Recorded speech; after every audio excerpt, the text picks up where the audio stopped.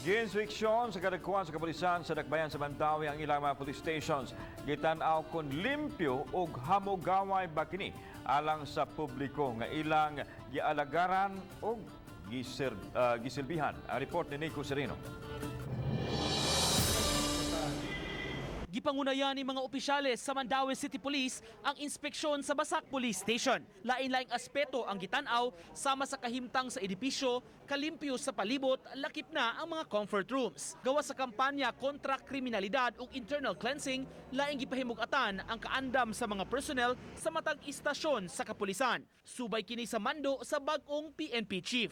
Intensified cleanliness policy within the ranks and to the communities, kalimpyo, sa gawas, sa sulod, sa tasatag sa nila ka-opisina. Gisuta sab ang kahimtang sa custodial facilities o prisuhan. Puno pa kini karon gumikan sa kadaghan sa dinakpan apan giawhag sab sila nga mangunay sa pagpanglimpyo. Sa ato ang gibuhat is di na ma-accumulate ang hugaw.